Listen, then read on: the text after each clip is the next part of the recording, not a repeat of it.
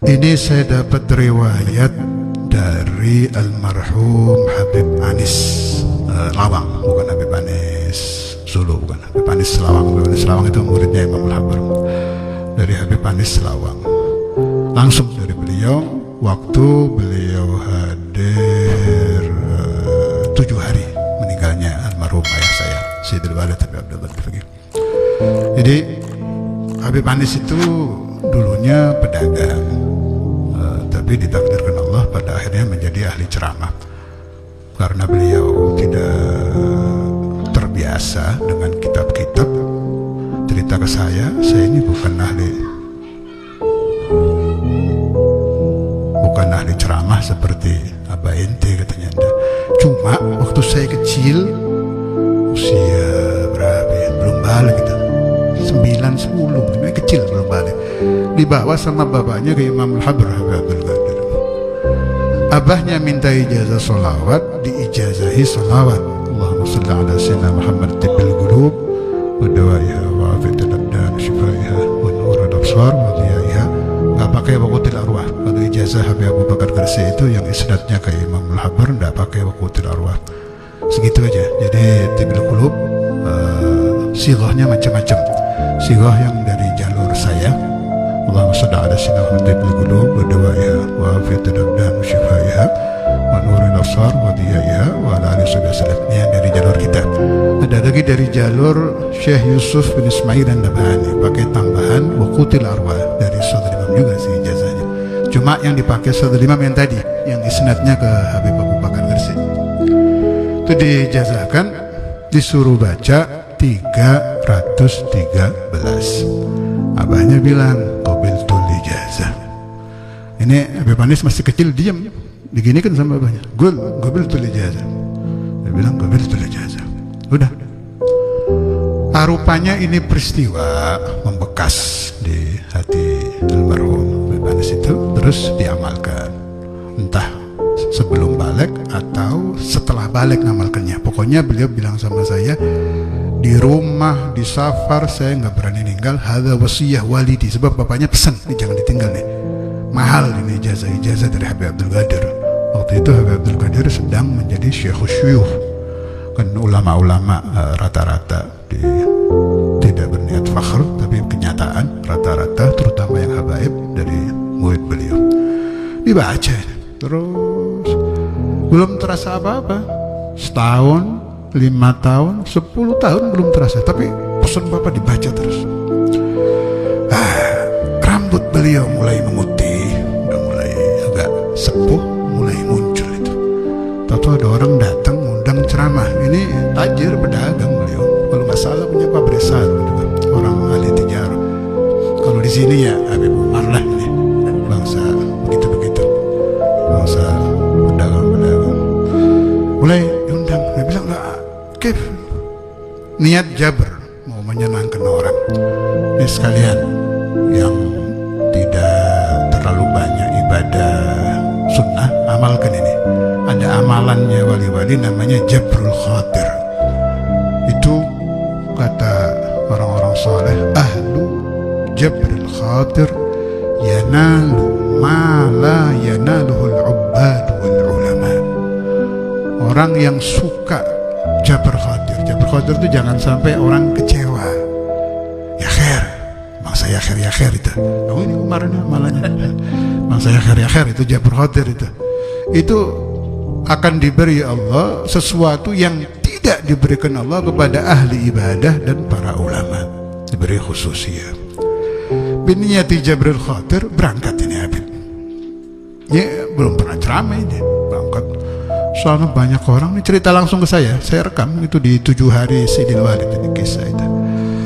Begitu bilang assalamualaikum warahmatullahi wabarakatuh, datang katanya di telinga itu, suruh bicara ini, suruh ngomong ini, suruh ngomong ini, sampai beliau waktu itu membahas aqua ini, bahas air ini.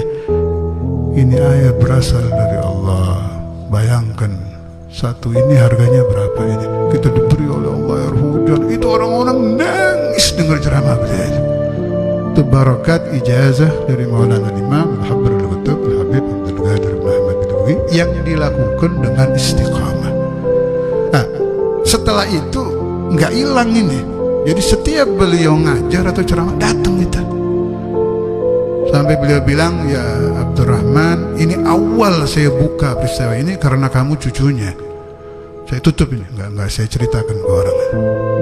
Nah, barangkali ada yang ingin mengamalkan nanti ijazah dari Ustaz Abdurrahman. Beliau saya yakin ada ijazah Tibbil Qulub. Itu baru satu. Ada lagi peristiwa-peristiwa yang berhubungan dengan sholawat Tibbil Qulub.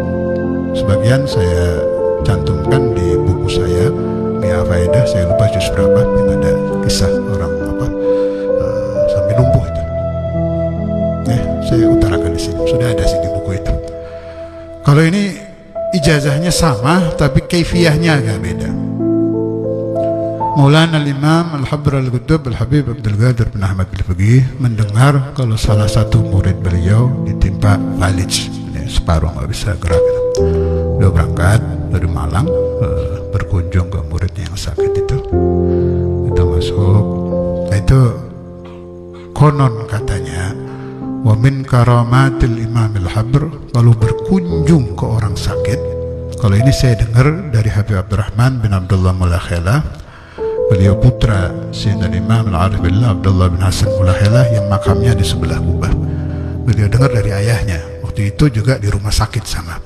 Jadi ada karamah Imam Al-Habr yang diakui oleh sahabat-sahabat beliau, kalau berkunjung ke orang sakit, selama di depan orang sakitnya sembuh. Itu Habib Abdullah bin Hasan ini perawinya bukan main-main, ini bukan orang sembarangan, wali besar itu yang makamnya sebelah turba. Dia bilang sama Habib Abdurrahman Mulakhilah, wallahi ya Abdurrahman, madam Ustaz Abdul Qadir hina badani sahih qawi. Begitu Ustaz Abdul Qadir pergi, sakit lagi.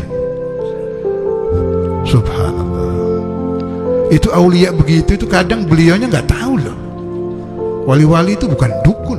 Kalau dukun itu ini kayak begini deh, baca datang ilmunya, khodamnya itu datang, perewangannya muncul, itu kalau dukun.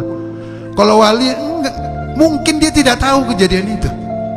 Yang tahu orang-orang yang di depannya ini. Kayak saya dapat riwayat dari putra Al-Habib Abdullah bin Hasan Mulakhilah. Sebab kalau si wali kepincut, seneng kepada keramat, dicabut kewaliannya, beda urusannya. Tolong jangan menyamakan wali-wali Allah dengan dukun-dukun sakti. Ini Cirebon Indramayu, saya paham tempatnya ini. Beda. Keanehannya boleh sama, tapi dalamnya tidak sama. Yang satu urusannya dengan Allah, yang satu urusannya dengan prewang-prewang. Ngertos prewangan, ngerti? Ya wes gitu. Usulihi wa furu'ihi, prewangan wal jin wal apalagi itu, wa akhwatuha, wis begitulah. Kembali ke cerita tadi, sudah hampir selesai ini. Ke murid Al-Habib Abdul Qadir yang kena falij, mati separuh itu, stroke. Dia bilang, ya fulan, ikhtar bainal ithnain, pilih satu di antara dua, at-tabib atau tibbil qulub. Nanti pilih diobatin dokter, ya usaha ikhtiar, atau ada lagi satu nih, tibbil qulub. Tapi kata Habib Abdul Qadir, wa ashkhish al-Habib Abu Bakar bin Muhammad as-Saggar quddamak.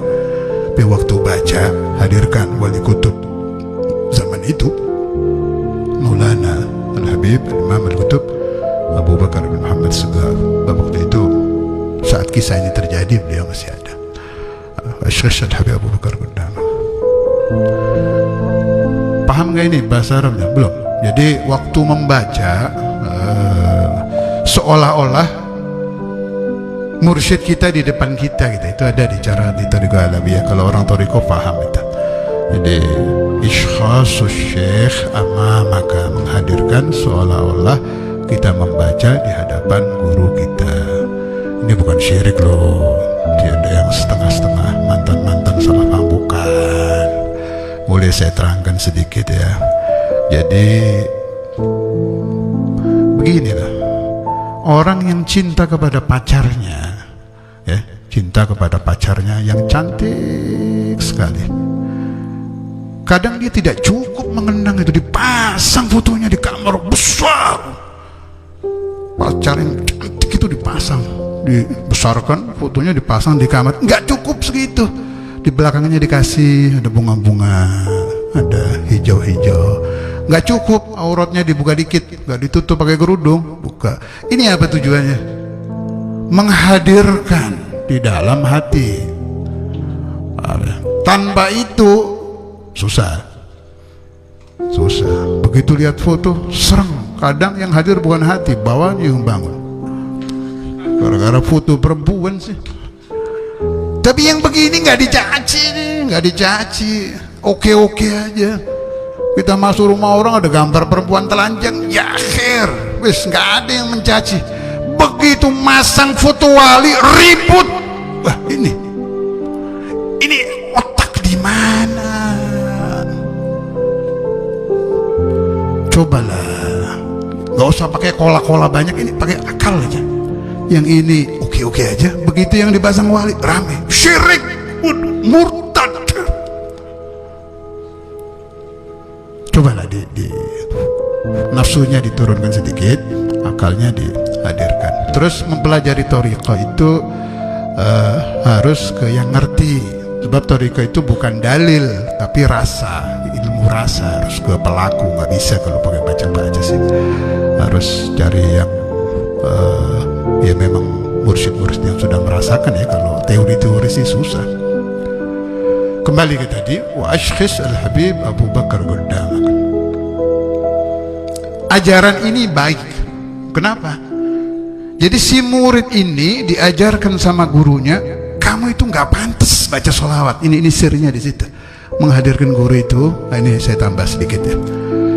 Syekhuna al-Imam Al-Hafidh Al-Musnid Al-Habib Abdullah bin Abdul Qadir Al-Faqih, beliau pernah waktu mengajar, beliau bilang, kenapa kita kalau membaca sholawat pakai Allahumma sholli, dan itu diperintah oleh Nabi.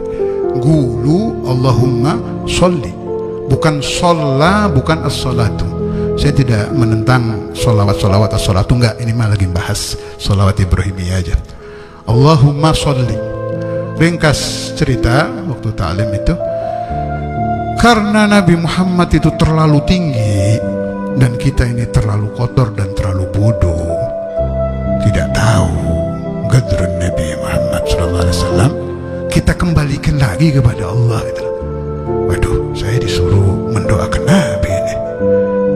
Kayak gini deh, ada kiai sepuh atau habib sepuh minta air sama ente gitu, kira-kira gimana? Nggak pantas gitu kan. Wah, saya suruh doakan orang tua.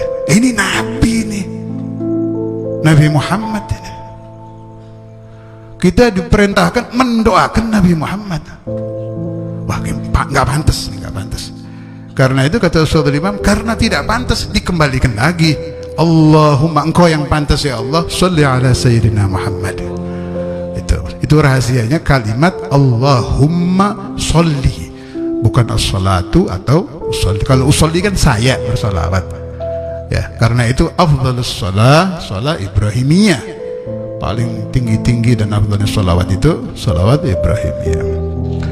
Kembali ke ijazati bil qulub. Lah, menghadirkan guru itu, kita ini nggak mampu doa, nggak mampu sholawat, nggak mampu tawassul. Yang bisa bikin ijazah kita naik, sholawat kita naik, doa kita diijabah, barakatus syuyukh. Itu maksudnya Imam Al-Habar itu. Ringkas cerita, diamalkan oleh murid beliau. Saya tidak tahu pasti berapa lama. Yang jelas sembuh dari falij, sembuh dari stroke. Saya ketemu sehat sampai tua itu, sampai tua, sampai jadi tokoh. Sudah meninggal sekarang, sudah meninggal. Alhamdulillah, saya dapat ijazah di Qulub dari Habib Anis, saya dapat dari orang tua, dapat dari Habib tadi itu yang pakai ikhlas, Habib Abu Bakar juga dapat. Tapi sini ada Ustaz Abdul Rahman, beliau lebih sepuh, jelas orang sepuh, asrornya lebih banyak. Itu sebelum majelis ditutup supaya diijazahkan. Kalau yang berat baca 313 boleh mengamalkan pakai kaifiyah Syekh Yusuf bin Ismail An-Nabhani, cukup 10. Tapi ada tambahan waqutil arwah. Allahumma salli ala sayyidina Muhammadin tibbil qulub wa dawaiha wa afiyatil abdani wa shifaiha wa nuril absari wa dhiyaiha wa qutil arwahi wa ghidaiha wa ala alihi wa sahbihi wasallam. Kalau itu cukup 10 kali.